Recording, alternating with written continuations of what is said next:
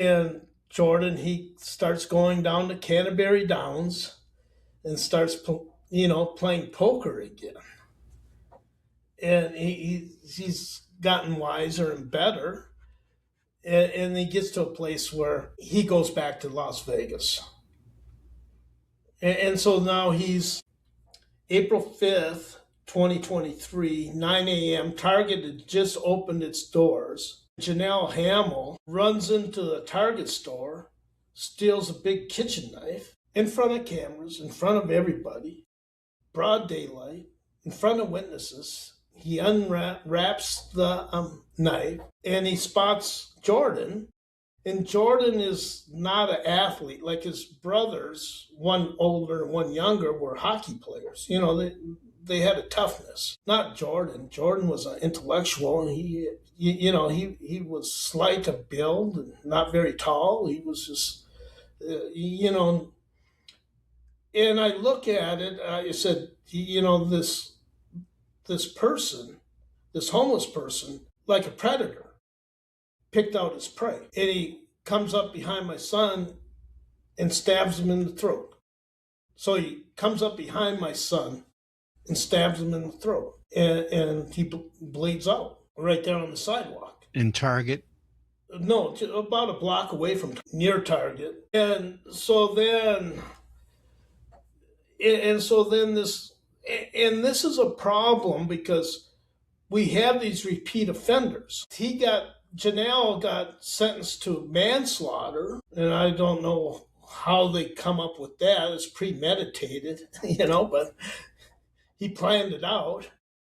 Anyway, so he killed your son and got manslaughter. So he's serving 15 years to life. So he's been in prison now for 3 years.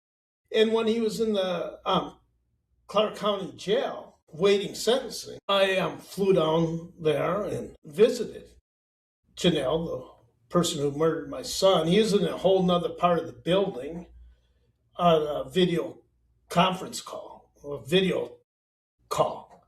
Like a TV screen. Yeah, like a TV screen. And then then his handlers come and give him some meds, right? So we were having a reasonable conversation. Then they gave him meds, and then he just sort of vegged out.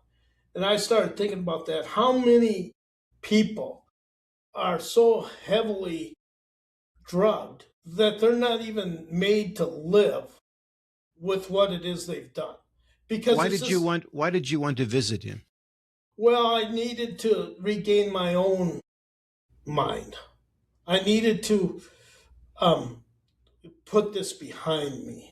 And that would be how? How do you? Because other people are dealing with this, not just you. Well, although I don't know how would this help you get it behind you? Well, because you give it over to God. I no longer need to worry about justice being done because God has his way of justice, and it's perfect. What I would do I would end up in prison. So I needed to get out of that mind frame. So I needed to go down and forgive him. What does that mean? So, normally when you say, I forgive you, the other person has to say, hey, I'm really sorry. And then you say, forgive. But he never really said that, did he? He didn't say that. No, how do you forgive somebody who doesn't seem to be remorseful? Well, just having the peace. And the truth be told, this vision that's been gifted to me to resolve homelessness throughout the world is daunting. And if Jordan hadn't been sacrificed, I would have given up on this highway heaven vision years ago. And so it has to happen. And see, God is glorified through the weak and the meek and